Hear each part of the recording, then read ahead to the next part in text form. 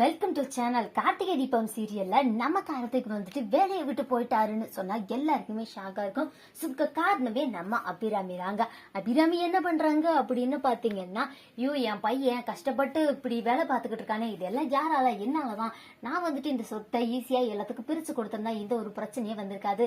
என்ன மன்னிச்சிருப்பா கார்த்தி, நான் உனக்கு இப்படி ஒரு கஷ்டத்தை கொடுத்துட்டேன், உன்னை செல்லமா வளர்த்துட்டு இப்போ இவ்வளவு கஷ்டத்தை என்னால பார்க்க முடியல. அதனால வந்துட்டு இந்த போட்டி இந்த சவால் எதுவுமே வேண்டாம், சொத்து தானே வேணும். அவங்க எல்லாருமே அந்த சொத்தை வச்சுட்டு இருந்துட்டு போயிட்டு போறாங்க, எனக்கு நீ மட்டும் இருந்தா போதும் கார்த்தி அப்படின்னு சொல்லிட்டு நம்ம அபிராமி வந்து பாத்தீங்கன்னா நின்னுட்டு இருக்காங்க. கார்த்தி என்ன சொல்றாருன்னா, அம்மா இதெல்லாம் இங்க வேண்டாம், இதெல்லாம் வந்துட்டு வீட்டுல வச்சுக்கலாம், வாங்க நீங்க வந்துட்டு வீட்டுக்கு கிளம்புங்க அப்படின்னு சொல்லிட்டு கார்த்தி சொல்லிட்டு இருக்காரு. அங்க உடனே வந்து பாத்தீங்கன்னா நம்ம ஆனந்த் உள்ள என்றாயி, என்ன கார்த்திக் என்ன இதெல்லாம் எதுக்காக இவங்க இங்க வந்திருக்காங்க அப்படின்னு சொல்லி கேட்கறாங்க. நான் என் பையனை இங்க இருந்து கூட்டி போலான்னு வந்திருக்கேன் அப்படின்னு சொல்லி சொல்றாங்க. அப்படியே அவங்க பையனை இங்க இருந்து கூட்டி போனா நீங்க வேலையை விட்டு தான் கூட்டி போனோம், அப்படின்னா உங்க பையன் இந்த போட்டியில தோத்துருவாரே அப்படின்னு சொல்லிட்டு இருக்காங்க நம்ம ஆனந்த்.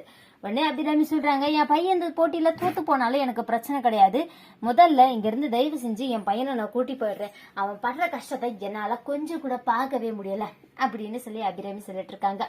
சரிம்மா நீங்க வந்து கூட்டிட்டு போங்க, ஆனா போட்டியில தோத்துட்டேன்னு சொல்லி நினைச்சுக்கோங்க. உங்க பையன் வேலையை விட்டு போயிட்டானா, வேலை பார்க்க முடியாம வேலையை விட்டு போயிட்டான், சோ அப்போ வந்து பாத்தீங்கன்னா அவர் தோத்துட்டாரு அப்படின்னு சொல்லிட்டு இருக்காங்க. உடனே வந்து பாத்தீங்கன்னா நம்ம கார்த்தி என்ன சொன்னா, பாஸ் இவங்க என்ன சொன்னாலும் நீங்க நம்பிடுவீங்களா, நான் வேலையை விட்டுலாம் போல பாஸ், இங்கதான் இருக்க போறேன், இங்க இந்த வேலை எனக்கு ரொம்ப பிடிச்சிருக்கு பாஸ், நான் இங்க இருந்து போறது இல்ல அப்படின்னு சொல்லி நம்ம கார்த்திக் வந்து பாத்தீங்கன்னா சொல்லிட்டு இருக்காரு. அண்ட் அதுக்கப்புறம் என்ன நடக்குது அப்படின்னு பாத்தீங்கன்னா, நம்ம அபிராமியா சமாதானப்படுத்தி கார்த்தி அங்கிருந்து அனுப்பி வச்சிடறாரு.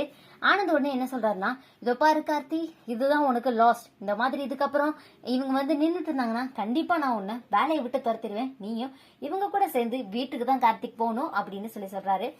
உடனே ஆனந்த் கிட்ட கார்த்திக் என்ன சொல்றாருன்னா, ஐயோ பாஸ் அப்படியெல்லாம் செஞ்சிடாதீங்க, அவ்வளவுதான் பிளீஸ் பாஸ் என்னைய வேலைக்கு வச்சுக்கோங்க பாஸ் அப்படின்னு சொல்லிட்டு கார்த்திக் வந்து பாத்தீங்கன்னா பயங்கரமா ஒரு செம்ம கியூட்டான ஒரு ஆக்டிங் போடுறாரு.